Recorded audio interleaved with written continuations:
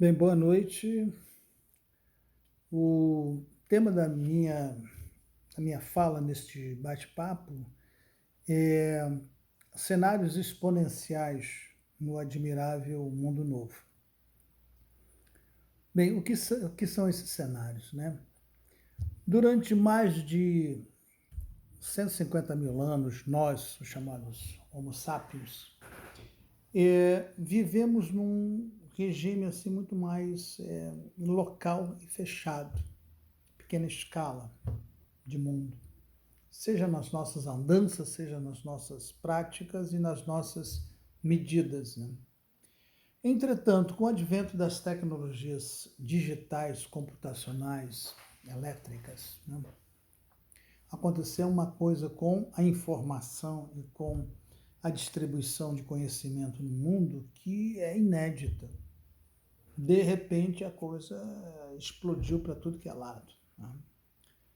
Então, esse processo é justamente o advento de um outro modelo que a gente poderia chamar de um mundo exponencial, com uma nova realidade na transa das informações com as quais a gente convive.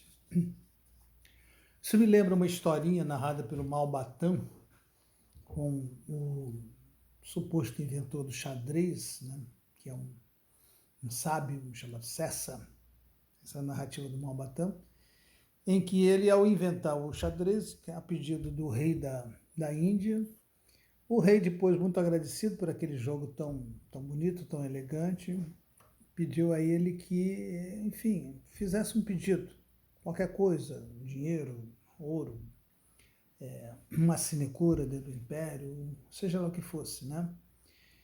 E ele falou, eu quero uma coisa muito simples, eu quero trigo. E gostaria que você me desse a cada casa desse jogo que eu inventei, são 64 casas, que você fosse dobrando o número de grãos.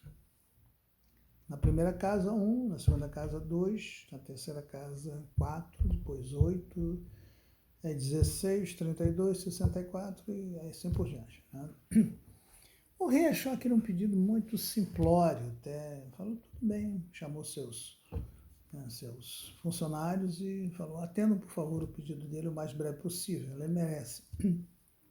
E lá foram os funcionários que começaram a fazer a distribuição e começaram a fazer o cálculo do processo, né? E eles começaram a reparar que logo no começo da série, lá pela 20ª casa, a coisa começou a ficar complicada, porque a quantidade começou a ficar muito grande, né? Então, lá pela 20ª casa, já o trigo disponível no reino ali não atenderia mais o pedido, né? E foram fazer um cálculo mais aproximado e verificaram que mesmo que toda a extensão da Índia fosse cultivada durante, digamos, 200 anos, aquilo assim, ainda assim não seria suficiente para atender o pedido do Cessa, né? E segundo Malbatã, o rei reconhece mais uma genialidade do inventor, que além de tudo ainda propõe uma coisa que é bastante elucidativa, né? Essa exponencialidade. A gente acha que é uma coisa boba, parece simples. Quando a gente olha, ela nos engana, né? E esse é o mundo em que nós estamos, né? A informação cresce exponencialmente e de uma hora para outra aquilo que era em pequena escala está tomando o mundo inteiro. Como é o caso, por exemplo, do coronavírus. Estamos vivendo isso, né? A expansão dos vírus é da ordem da exponencialidade. Então, por isso que é tão difícil de combater, de segurar e de convencer, inclusive, as pessoas do seu modo de propagação, né? Bem, então essa historinha nos serve para isso. Por quê? Por que razão? Porque nós estamos num momento de passagem, né, no mundo, que não sei quanto tempo vai durar, mas que é justamente o fato de que nós estamos com uma cabeça herdada há séculos, pelo menos, né, em que nós nos comportamos entendemos o mundo como uma localidade, um lugar pequeno, né? Que a gente tem uma certa noção de escala do que funciona. E nós ingressamos subitamente em tecnologias exponenciais que estão produzindo um efeito disruptivo muito violento, né? E quais são essas tecnologias? São, por exemplo, a inteligência artificial, a robótica, a nanotecnologia, a impressora 3D. Essa, inclusive, promete grande transformação. Computador quântico, a biologia sintética, etc. Né? Então, essas tecnologias, elas funcionam computacionalmente, elas têm a possibilidade de uma propagação muito violenta, muito expansiva, em números cada vez mais incalculáveis, né? Então, dentro dessa ordem, a nossa cabeça vai ter que mudar radicalmente para começar a operar com essa nova realidade, né? O Peter Diamandis, que é o sócio fundador da Singularity University, juntamente com Kurzweil, ele estabeleceu os passos dessas tecnologias digitais. São interessantes, né? Não sei se são os únicos que a gente pode destacar, mas são aproveitáveis. Ele diz que o primeiro passo é a digitalização. A digitalização já possibilita uma distributividade muito grande de informação com grande facilidade, né? O segundo passo é justamente o efeito deceptivo que essas tecnologias causam, o que ele chama de segundo D, porque frequentemente as tecnologias nos parecem promissoras, mas não é só isso, né? Qual é o ganho que vai se ter com isso? É muito famosa a história da Kodak, que inventa a câmera digital e abandonou para lá. Essa mesma câmera digital que depois vai produzir a falência do império que era a Kodak, né? O terceiro efeito é o efeito disruptivo, quando a funcionalidade, a ação dessa tecnologia começa a produzir a sua propagação. E aí a coisa começa a ficar complicada, né? O quarto efeito é a desmaterialização.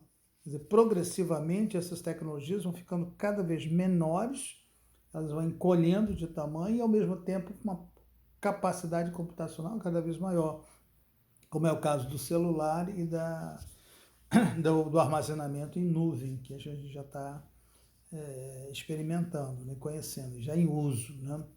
O quarto estágio dessas tecnologias disruptivas é a desmonetização, quer dizer, elas vão ficando, à medida que elas vão ganhando cada vez mais poder de computação, de distribuição, elas também vão ficando mais baratas, né? E o quarto D é a democratização. É um momento em que as tecnologias elas são mais facilmente adquiríveis, né? Elas são de fácil acesso, como está acontecendo com os computadores e acontecendo principalmente com o celular, que é um computador de bolso, né? E isso produziria, segundo a ideia deles, vai produzir uma era de abundância. Mas abundância de quê? De conhecimento, abundância de informação, abundância de possibilidades, o que vai certamente né, aparelhar o mundo com outras maneiras, outras formas de vida, né? Nós, da Novamente, nós trabalhamos com a tese freudiana de que nós temos uma mente capaz de processar qualquer formação que compareça, né? E fazer a sua articulação em avesso, no modelo do revirão. Então, com essa mente que nós temos, nós podemos encarar, digamos assim, qualquer movimento disruptivo e mesmo caótico, como esse produzido pelas tecnologias, mas isso requer que haja uma movimentação, que se saia desse estado estacionário, que se mude de mentalidade e que se reconheça que essa nova ordem comunicacional, esse novo império que está vindo, que é já uma marca do advento do que a nova psicanálise chama de quarto império, que ele certamente será um império de grande aceleração, de grande possibilidade informativa e de uma multiplicidade muito grande de conhecimentos disponíveis para todos nós, né? Então, esse é um aspecto importante desse entendimento, porque nós estamos exatamente nesse momento de passagem entre um modelo linear de operação com a realidade e, ao mesmo tempo, tecnologias promovendo uma aceleração muito grande de informação em todos os campos, e a gente ainda agindo como se estivéssemos na era das tecnologias mais lentas da era industrial, né? Então, isso é a questão que eu gostaria de apresentar. A nossa mente está aparelhada com essa competência, né? Esses artifícios todos são resultantes das nossas operações mentais. Há que apenas se tornar mais deslocado em relação ao modelo anterior que nós tínhamos, né? Um modelo muito mais lento, muito mais estacionário da realidade em que nós vivíamos, né? Era isso. Muito obrigado. Até a próxima.